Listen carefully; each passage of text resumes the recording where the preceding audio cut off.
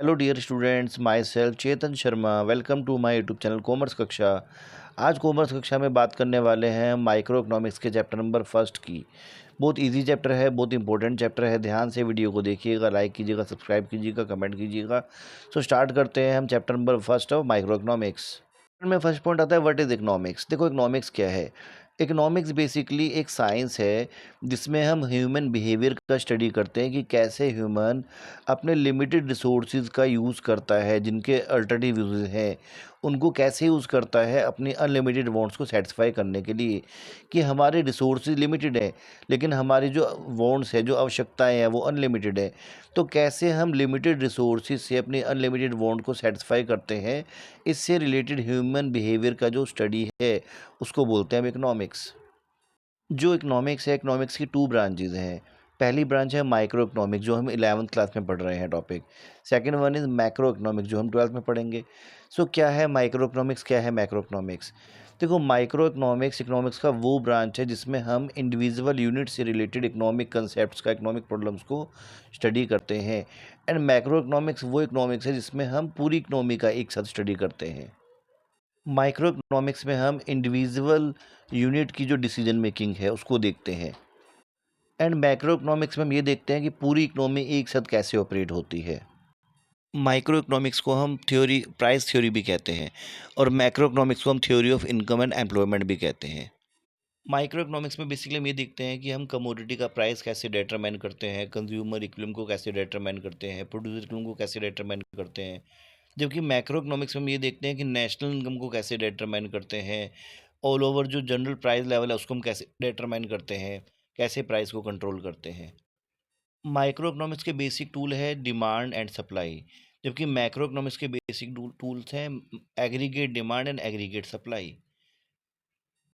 Next point is economy. देखो economy क्या है। इकोनॉमी वो सिस्टम है which provides a means to work and earn a living.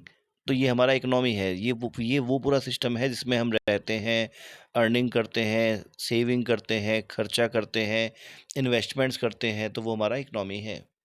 जैसे हम इंडिया में रहते हैं तो हम इंडियन इकोनॉमी है, हम इंडियन इकोनॉमी में रहते हैं, अर्निंग करते हैं, स्पेंडिंग करते हैं, सेविंग करते हैं ना, तो हमारा ये इकोनॉमी है।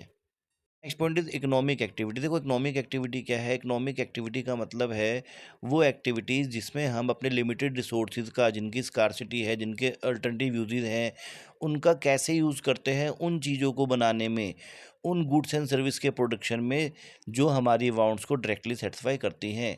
ओके, तो ये हमारी इकोनॉमिक एक्टिविटी है। इकोनॉमिक एक्टिविटीज़ में हमारा कंजप्शन, प्रोडक्शन, सेविंग, इन्वेस्टमेंट, ये सब कुछ आता है।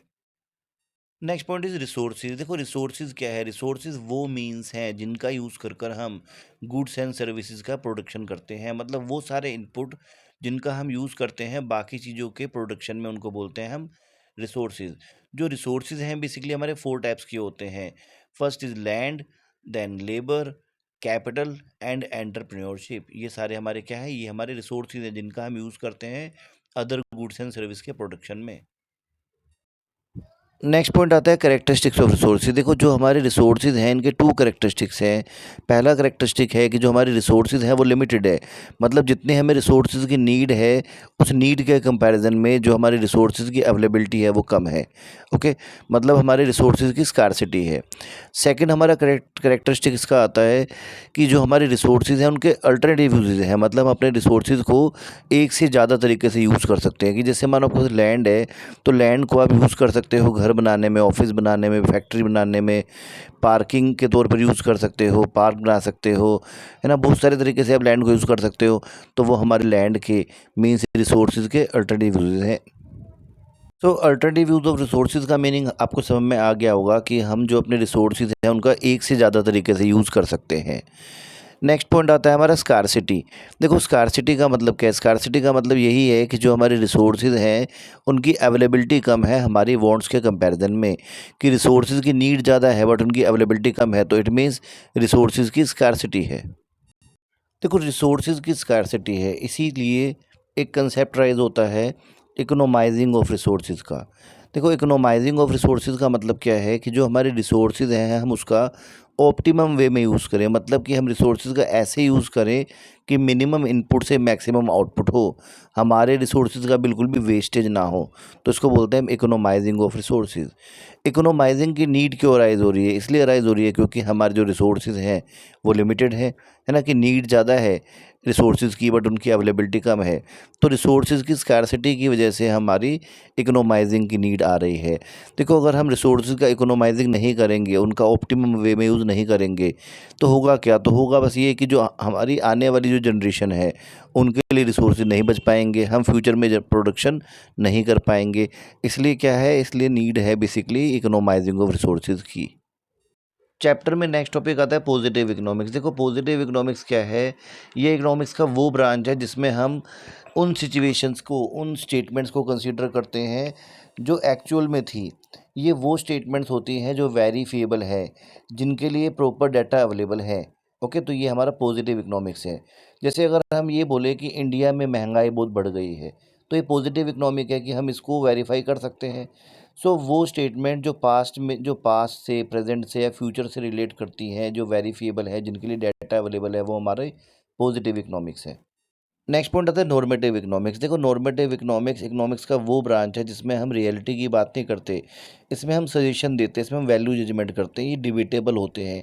जैसे फॉर एग्जांपल अगर हम ये बात करें, हम स्टेटमेंट दें एक कि इंडिया में इन्फ्लेशन को कंट्रोल करना चाहिए, तो ये हमारा नॉर्मेटिव इकोनॉमिक्स है। तो हम रियलिटी की बात नहीं कर रहे हैं, हम अपना सजेशन दे रहे हैं।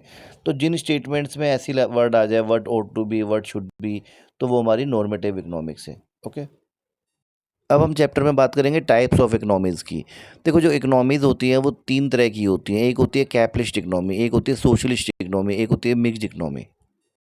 सबसे पहले हम बात करेंगे कैपिटलिस्ट इकोनॉमी की। देखो, कैपिटलिस्ट इकोनॉमी वो इकोनॉमी होती है जिसमें जो सारे रिसोर्सेज होते हैं वो प्राइवेट सेक्टर के हैंड में होते हैं।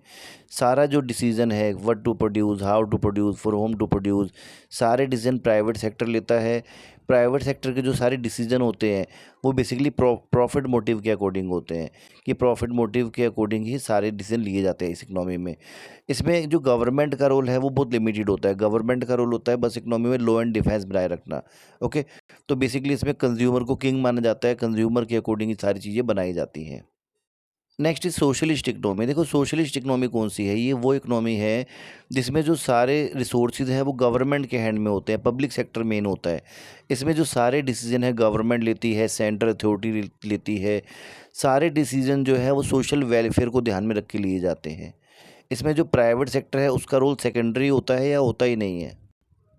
ओके, चैप्टर में लास्ट पॉइंट आता है मिक्स इकोनॉमी। देखो, मिक्स इकोनॉमी जैसे इंडियन इकोनॉमी मिक्स इकोनॉमी है। मिक्स इकोनॉमी में क्या होता है? प्राइवेट सेक्टर भी होता है, गवर्नमेंट सेक्टर भी होता है। कुछ रिसोर्सेज प्राइवेट सेक्टर के पास होते हैं, कुछ रिसोर्सेज गवर्नमेंट सेक्टर के पास होते हैं। दोनों मिलकर चलते हैं। जो प्राइवेट सेक्टर है वो प्रॉफिट मैक्सिमाइजेशन के लिए वर्क करता है, और जो गवर्नमेंट सेक्टर है, पब्लिक सेक्टर है, वो सोशल वेलफेयर के लिए वर्क करता है ना। जैसे इंडिया हमारा जो है वो हमारा मिक्स इकोनॉमी है। इंडिया में हम देखते हैं कि प्राइवेट सेक्टर भी है एंड पब्लिक सेक्टर भी है। मिक्स इकोनॉमी में बेसिकली फ़ायदा क्या होता है कि हमें capitalist economy and socialist economy दोनों के ही बेनिफिट हमें मिल जाते हैं। सो आई होप आपको चैप्टर समझ में आ गया होगा। चैप्टर इजी है, टिपिकल बिल्कुल भी नहीं है, बेसिक चैप्टर है। अगर आपको कोई भी डाउट हो तो आप मेरी मेल आईडी पे मुझे मेल कर सकते हैं। अगर आपको वीडियो पसंद आई तो इस वीडियो एंड मेरे चैनल को लाइक, सब्सक्राइब एंड शेयर ज़रूर कीजिएगा। Thank you.